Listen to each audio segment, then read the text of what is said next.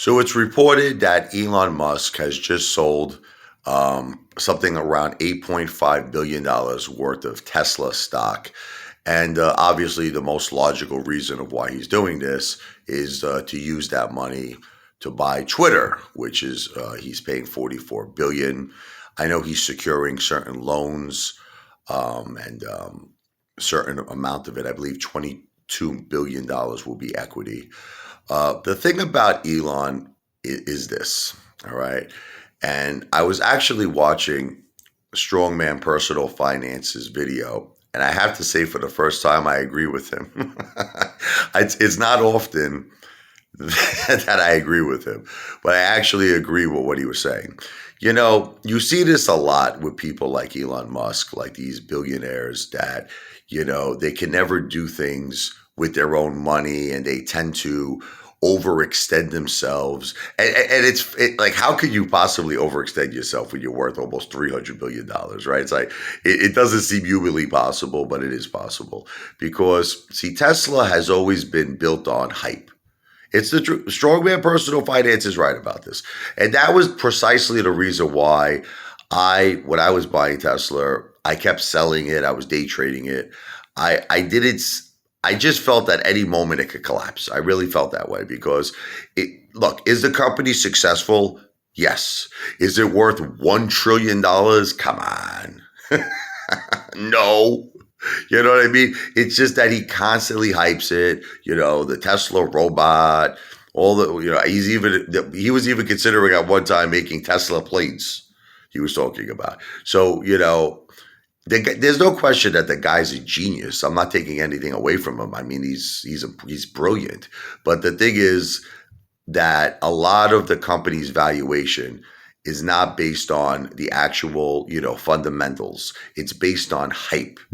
And then on top of that, right, you got a situation where, he's taking out massive loans for Twitter. And it's just that, sometimes when it seems like it's impossible, sometimes things happen. Like I remember Donald Trump in the 90s. Let me just give you like a perfect example, okay?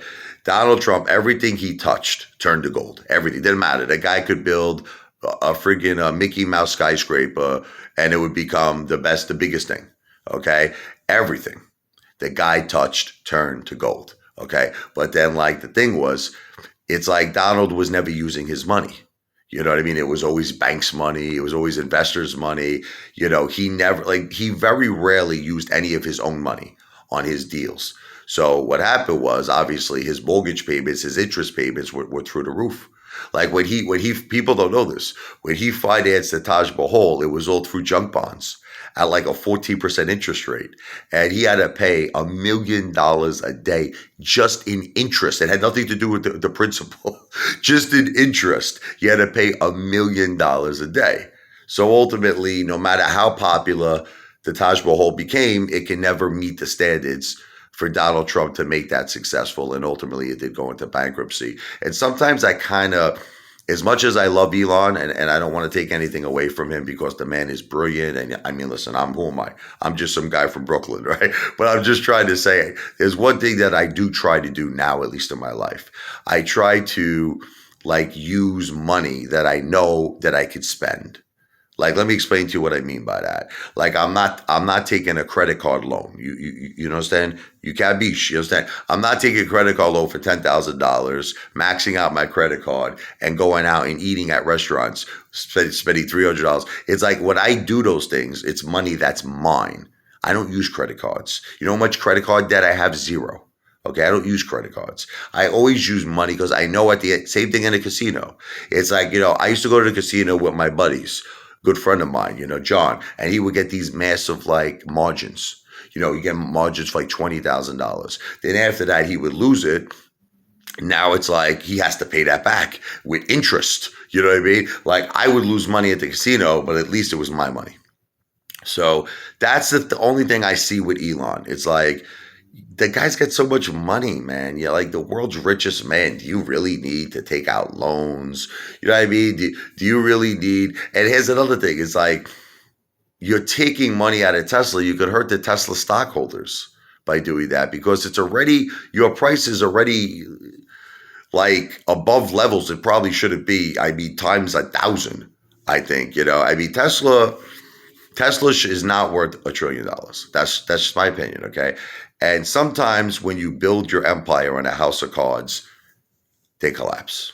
All right, that's all I'm saying to you. And he's just got to be. And you know what's funny about people like Elon, though, is that he doesn't have to build his empire on a house of cards because he's the world's richest man. Like you don't have to do any of these things that you're doing.